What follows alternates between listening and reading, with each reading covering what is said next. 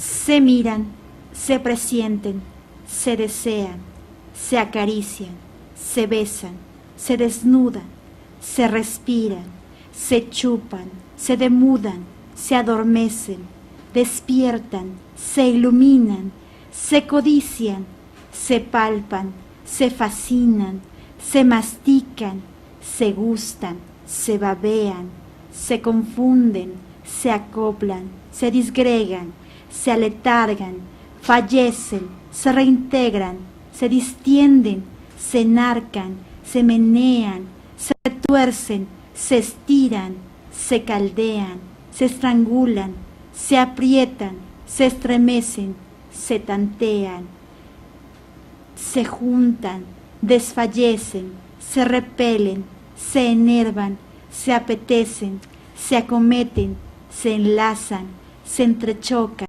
se agazapan, se apresan, se dislocan, se perforan, se incrustan, se acribillan, se remachan, se injertan, se atornillan, se desmayan, se viven, resplandecen, se contemplan, se inflaman, se enloquecen, se derriten, se suenan, se calcinan, se desgarran, se muerden, se asesinan, resucitan, se buscan, se refriegan, se rehuyen, se evaden y se entregan.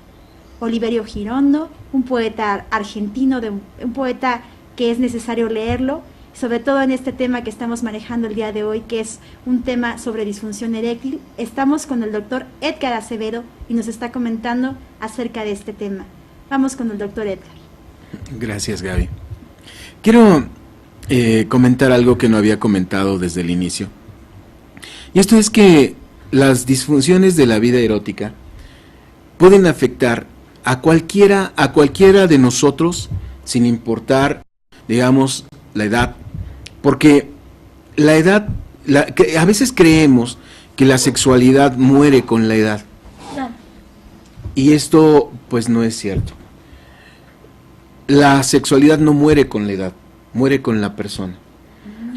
En países más desarrollados que el nuestro, incluso hay asilos de ancianos donde se permite la visita conyugal y hay lugares exprofesos para que los ancianitos puedan tener coito.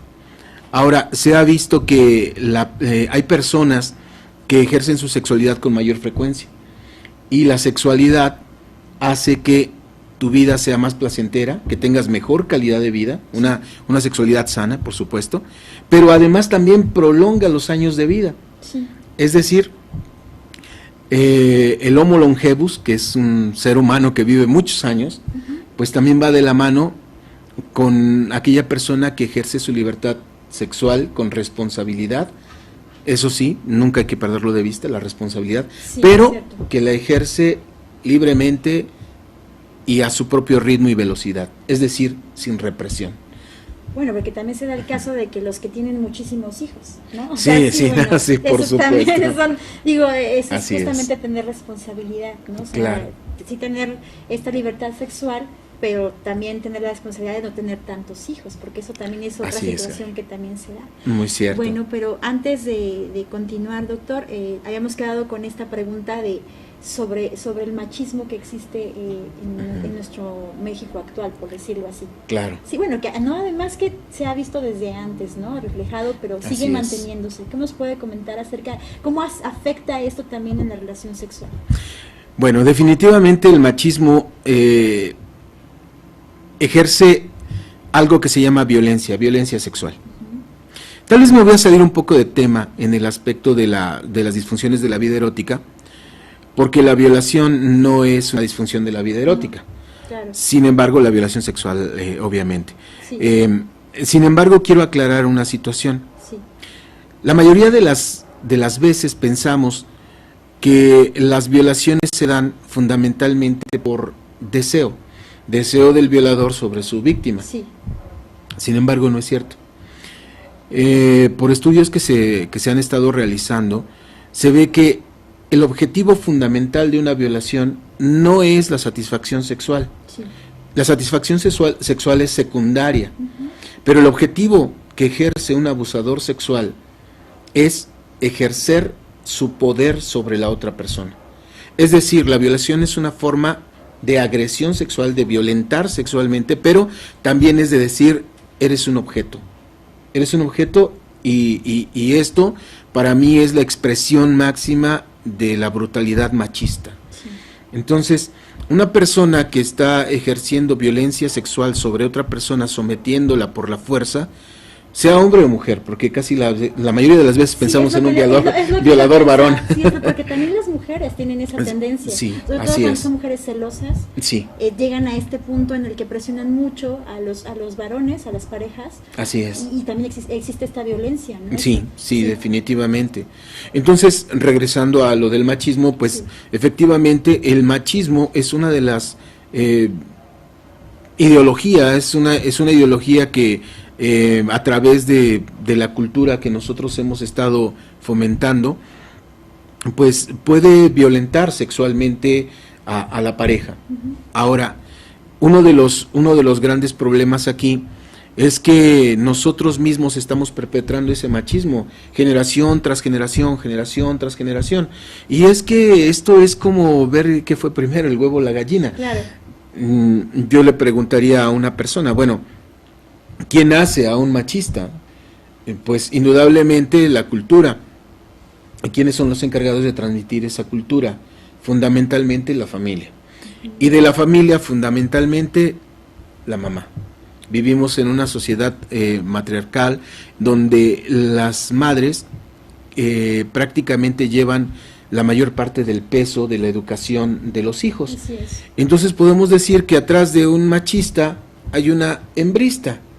Y esto es un círculo vicioso que se tiene que romper, como pues preocupándonos un poquito más por nuestra sexualidad, tratando de romper este círculo que de una u otra forma lo único que está haciendo es pues proyectar hasta forever and ever, hasta el infinito, claro.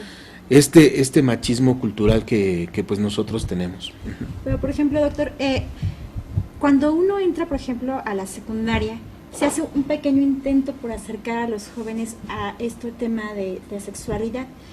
¿Usted cree que sería conveniente ya implementarlo desde la primaria? Porque realmente también se da desde que son pequeños, obviamente porque ellos reproducen patrones, por lo mismo que viven en la familia, tienen ya esa actitud, ¿no? Tú ves a un niño que de repente golpea a una niña o le insulta, ya tiene ese estereotipo machista, o las niñas también, ¿no? También tienen ese estereotipo feminista también, y pienso yo que ya nos estamos quedando cortos en materia de educación sexual, en materia de educación de salud principalmente, pero pienso yo que sería una buena estrategia empezar a educar de esta manera. ¿Usted qué piensa? Claro, sí, efectivamente, Gaby, tienes muchísima razón.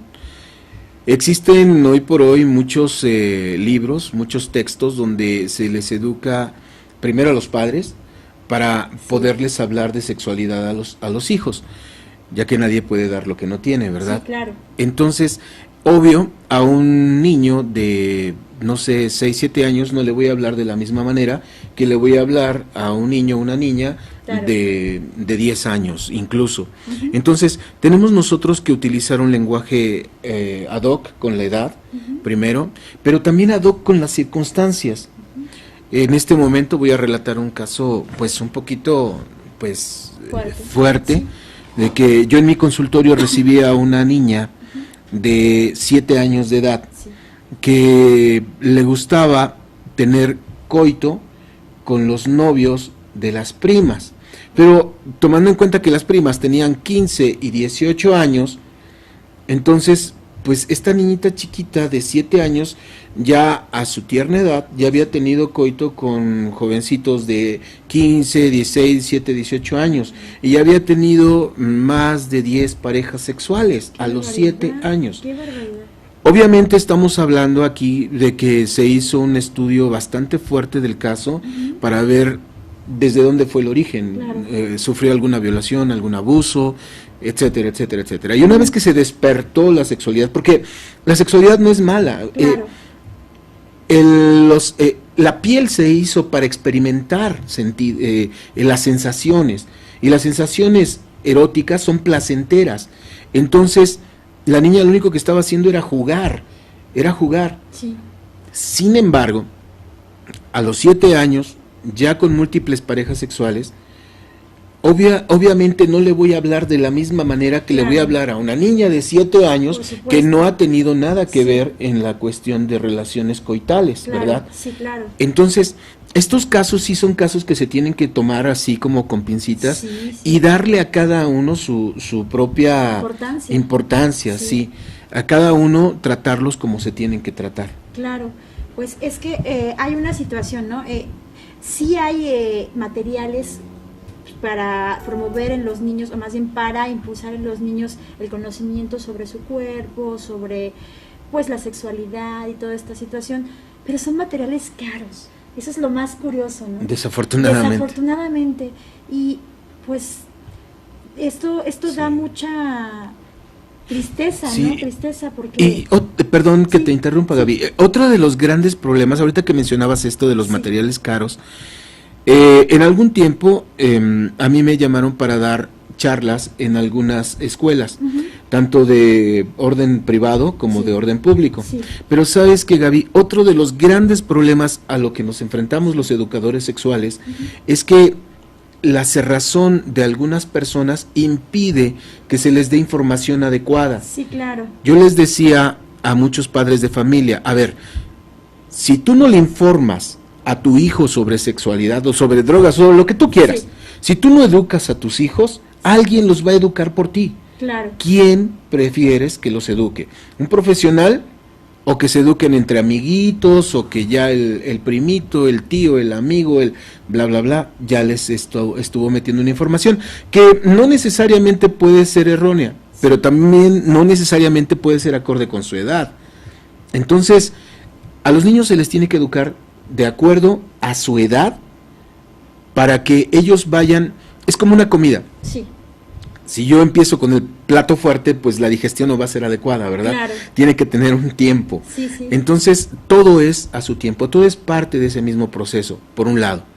Por otro lado, también la cerrazón de algunas autoridades, que pues bueno, yo a través de este medio exhorto a las autoridades que se abran un poco más a estas situaciones, porque se prevendrían abuso, se prevendrían embarazos no deseados, habría prevención de muchas otras cosas que pueden y están afectando hoy a nuestra niñez y juventud, claro. Ya que en algunas personas no permiten que se den este tipo de charlas con el miedo de que se les va a despertar un instinto. No es cierto, no se les va a despertar nada.